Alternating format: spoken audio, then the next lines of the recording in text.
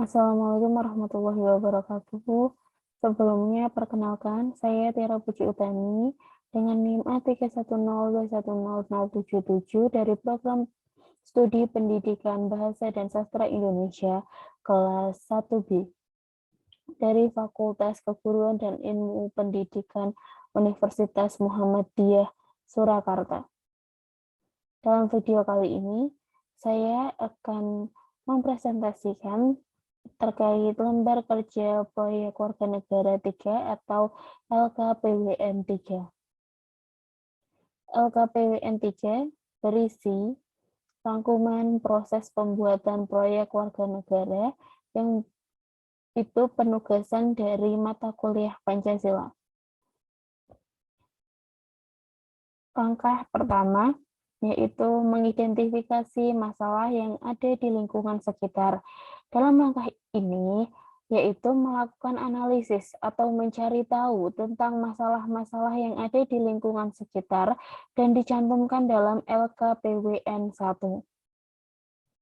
Langkah kedua, menentukan topik yang akan diangkat dalam tugas proyek mata kuliah Pancasila LKPWN.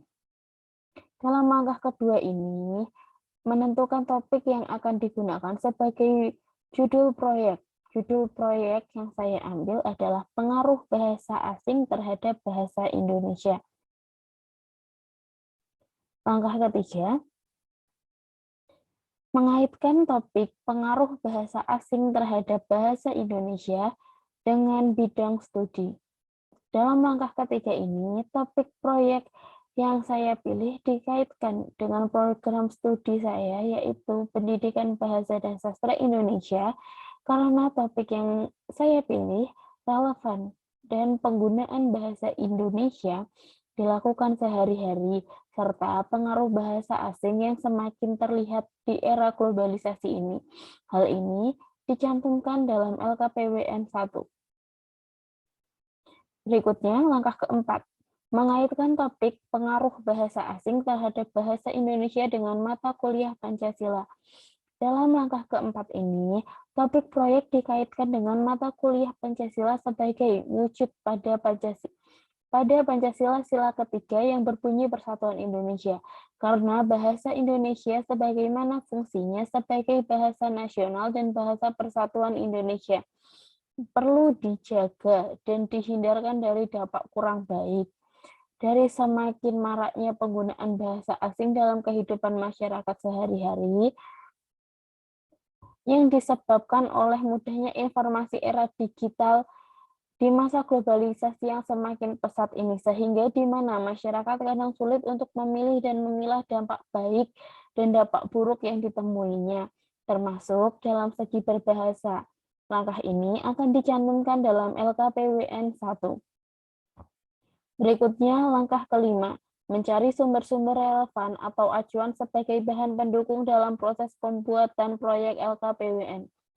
Dalam langkah kelima ini, mencari sumber-sumber relevan, sumber referensi yang relevan dalam topik sebagai pendukung tugas proyek mata kuliah Pancasila.